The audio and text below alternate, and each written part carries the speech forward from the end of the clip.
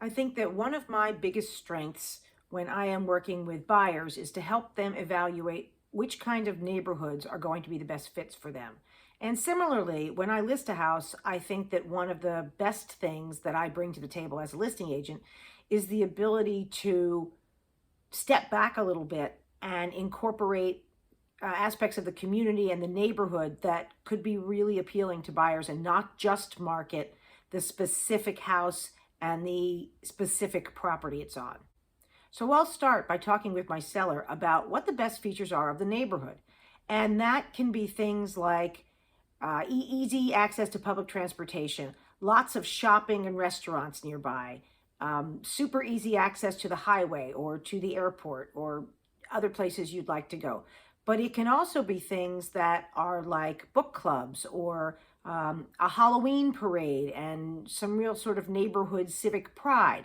Maybe it is how close it is to 3 different parks or just how great the schools are. So all the things that maybe aren't super specific to the house and the property, but that are things that are what you have loved about living there, what somebody else might like.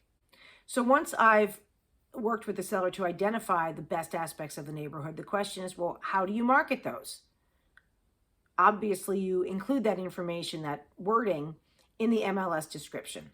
But a lot of times people don't read those, or they'll mix them up house to house, or they'll forget. So you need to be a little bit creative as far as other ways of highlighting those features. One thing that I like to do is create a points of interest map. So I will provide a map, and it's both in the property for people to come pick up as well as online, that highlights with dots great restaurants or places to shop or the closest train stations so people can get an idea of where things are. If you're in a market where it's a little hard to get buyers to come out and see things or come to open houses, you might consider offering a couple of gift certificates for a certain amount of money to the first 5 people who come to the open house. Gift certificates to local stores, again, or restaurants. Maybe there's an ice cream place, again, to get people to think about what's nearby and to enable them to maybe spend some time in the neighborhood and the community if they do come out. You might even take a video of nearby stores and attractions if there's a nice downtown or there's a brand new rock wall that's been built or a favorite park, and have that video playing on repeat in the house during an open house. You can also, of course, put that up online on the MLS so people can, again, get a sense of what the area is like before they even come visit.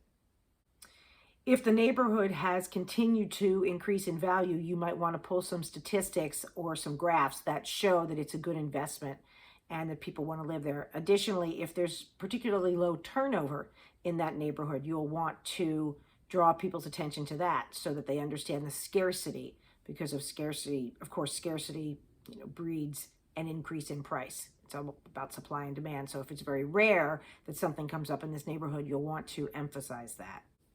Finally, I like to have my sellers create a why we've loved living here list. So I will ask them to write it any way they want. They can bullet point it out, they can list it, they can write it in paragraph form, and then I will put it in a nice format so, again, people can see what those special features are that they might not otherwise be aware of. And if they take that with them when they leave an open house or a showing, again, I put these things online as well, they're starting to get a bigger picture, because you have to remember that you're not just selling a house on a piece of land.